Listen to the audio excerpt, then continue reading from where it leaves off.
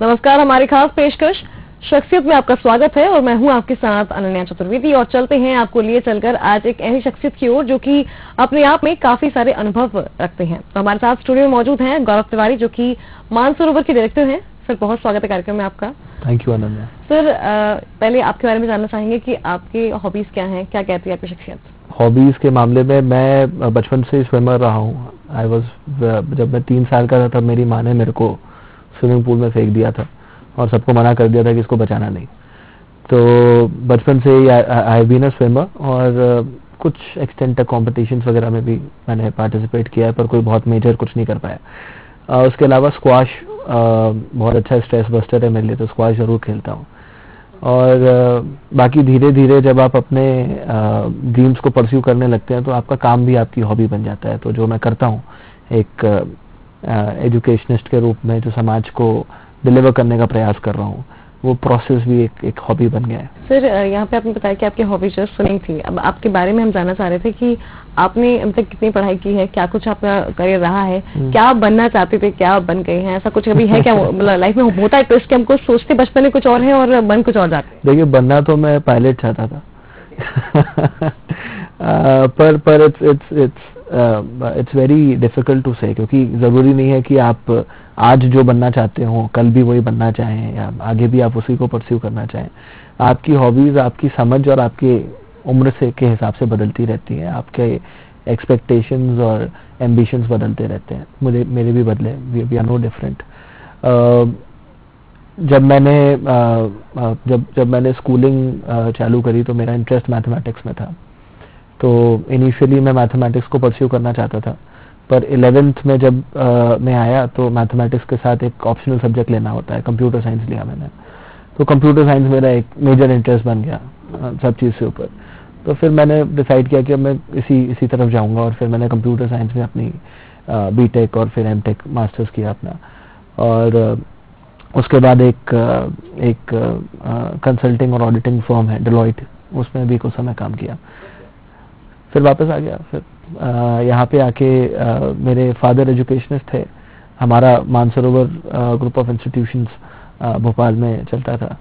तो उसके बाद जब मैंने एक्सप्लोर किया और जब मुझे रियलाइज़ हुआ कि किस तरह से आप इस माध्यम से ज़्यादा लोगों तक पहुँच सकते हैं और शिक्षा का जो महत्व है उससे समाज को कितना फ़ायदा होता है, तो मुझे लगा कि मुझे शायद अब अपने एजुकेशन को परस्यू करना चाहिए। और फिर I started working with my father and my family at Mansarovar. Okay sir, Mansarovar से आपका रिश्ता किस तरीके का है? कहाँ से इसकी नींव रखाई, किस तरीके से मानसरोवर खड़ा हुआ? मानसरोवर की नींव श्री साईं ग्रामोत्थान समिति ने रखी थी। उसके चेयरपर्सन मेरे फादर थे और सेक्रेटरी मेरी मदर हैं। 1999 में उन्होंने एक छोटा सा स्कूल चालू किया था, जहाँ पे उस दौरान पहले वर्ष में करीब 50 स्टूडेंट्स थे, 8-10 टीचर्स थे। आज वो स्कूल CBSE एफिलिएटेड हो गया है। 2000 के आसपास बच्चे हैं और 300 के आसपास टीचर्स हैं वहाँ पे।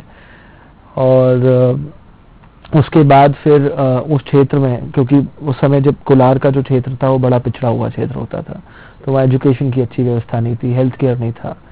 तो हेल्थ केयर अच्छा करने के लिए वहाँ पे एक अस्पताल की उन्होंने शुरुआत करी, पर स्कूल में टीचर्स नहीं मिलते थे और अस्पताल में नर्सेज नहीं मिलती थी। तो टीचर्स ट्रेनिंग इंस्टीट्यूशन चालू किया, जहाँ BEd MAd टाइप के कोर्सेज चलते हैं, और नर्सिंग ट्रेनिंग के लिए एक नर्सिंग इंस्टीट्यूशन भी चालू किया।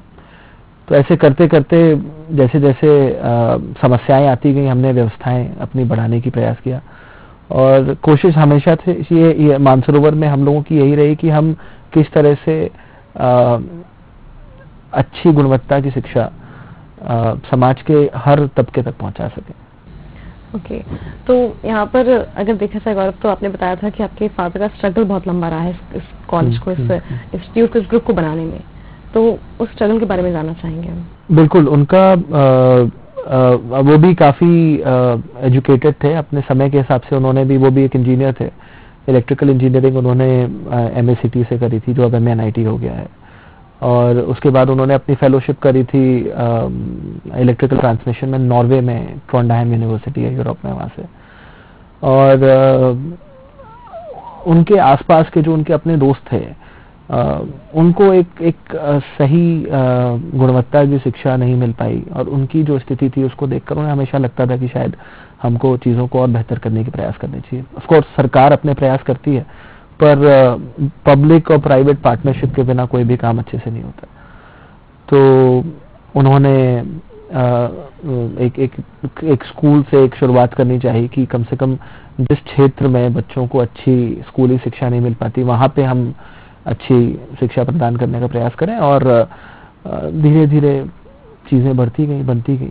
2010 में पिताजी को कैंसर हो गया, और उसके बाद भी मैं देखता था कि वो सुबह से लेकर शाम तक करीब 10-12 घंटे ऑफिस में बैठा करते थे। कीमो चल रहा हो, रेडियोथेरेपी चल रही हो, वो नहीं थकते थे, वो लगे रहते थे। तो संघर्ष तो बहुत किया, और संघर्ष का ही ये असर है कि आज 20,000 से ज़्यादा बच्चे मानसरोवर समूह में हैं और शिक्षा ग्रहण कर रहे हैं। जैसा कि गौरव आपने बताया अभी, तो मानसरोवर की कहानी आपने बताई, आपके फादर का स्ट्रगल रहा है उस पूरे फाउंडेशन के पीछे। ऐसे में क्या कुछ खोला मानसरोवर का, क्या कुछ ब्रांचेस हैं अभी, क्या क्या आपने खोला हॉस्पिटल्स के अलावा भी और स्कूल्स के अलावा भी? स्कूल और हॉस्पिटल शुरुआत की थी, फिर जैसा मैंने आपको बताया कि टीचर्स एजुकेशन के लिए संस्थान खोले, नर्सिंग संस्थान खोले। 2007 में मानसरोवर डेंटल कॉलेज खोला, 2015 और 17 में आयुर्वेदिक कॉलेजेस खोले, 2018 में मानसरोवर ग्लोबल यूनिवर्सिटी की स्थापना करी। फिर यूनिवर्सिटी के अंतर्गत हमने फार्मेसी, नर्सिंग, पैरामेडिकल लॉ, इन सारे कोर्सेज की स्थापना करी। ओके, तो यहाँ पे गौरव, हर क्वेश्चन में ना इस बार कोरोना बड़ा छाया हुआ है तो सभी की जिंदगी में कहीं ना कहीं एक बड़ा इफेक्ट रहा है इसका। तो आपके इतने सारे इंस्टीट्यूट्स हैं, इतनी सारी फर्म्स हैं, तो इसमें कोरोना का इफेक्ट रहा, किस तरीके से आपने काम किया उस दौरान, और कोरोना के बाद और पहले और उसके दौरान क्या कुछ चुनौतियां रही? देखिए, मेडिकल और पैरामेडिकल कोर्सेज होने की वजह से और इंस्टीट्यूशन होने की वजह से हम लोग कोरोना के समय काफ़ी कुछ कर पाए। जैसे पिछले साल जब कोरोना की प्रथम लहर आई तो सेवा भारती करके एक संघ का प्रकल्प है, उसके साथ मिलकर हमने करीब 1.25 लाख कार्ड भोपाल शहर में बांटे। वो चाहे रेलवे स्टेशन हों, चाहे एयरपोर्ट्स हों, चाहे दूसरे पब्लिक एरियाज हो जहाँ पे लोगों को आना जाना पड़ ही रहा था, वहाँ पे हमने इन कार्डों के माध्यम से, आरोग्यम कार्ड थे जो आयुष मंत्रालय, गवर्नमेंट ऑफ इंडिया के मापदंडों के हिसाब से बनाए गए थे। इस साल मार्च में जब ये दूसरी लहर चालू हुई तो ये बड़ी डिफरेंट थी पहली लहर से। इसमें सीवियर केसेस ज़्यादा आ रहे थे। इनिशियली पहले हफ्ते में ही हमारे मानसरोवर समूह, मानसरोवर परिवार के कुछ लोग सीवियरली इसकी चपेट में आ गए, और तब हमें ये रियलाइज़ हुआ कि बेड्स की बहुत कमी हो रही है, ऑक्सीजन का बहुत बड़ा चैलेंज है।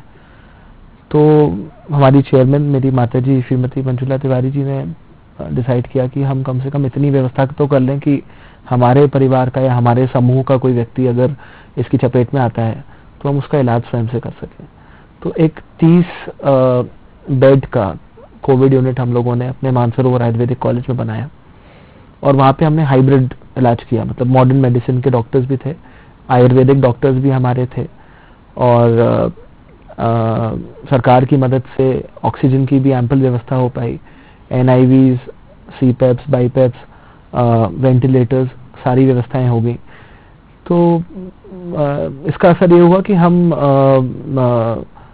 उस 1-1.5 महीने का जो समय था जब ये बिल्कुल तीव्र रूप से पीक पे था, तब हम कुछ नहीं तो 300-350 लोगों का इलाज करके उनकी मदद कर पाए। मोर्टेलिटी भी बहुत विद गॉड्स ग्रेस बहुत कम रही। ओके, तो ये आपने बताया कि आपने व्यवस्था पूरी की गौरव, लेकिन अगर उस वक्त को याद किया जाए तो वो शायद सबके लिए हैरान कर देने वाला समय था, और सबके लिए जो है कहीं ना कहीं किसी ना सब ऐसा कोई, आई गेस सेकेंड वेव के कोई नहीं है जिसने किसी अपने को या किसी परिचित को खोया नहीं है। बिल्कुल सही, कोई ना कोई आसपास का गया ही है।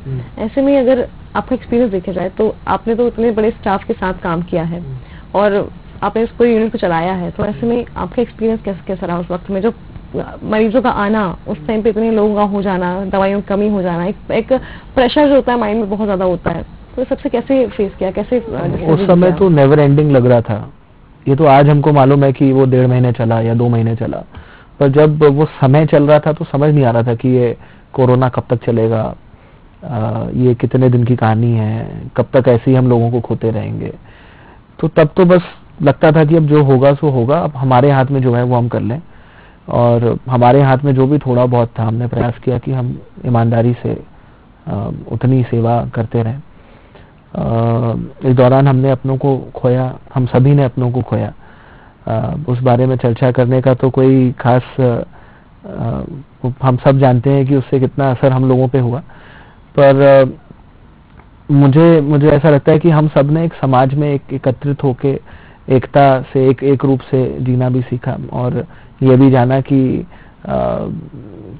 समय खराब होता है तो हमको एकजुट होकर ही प्रयास करना पड़ता है।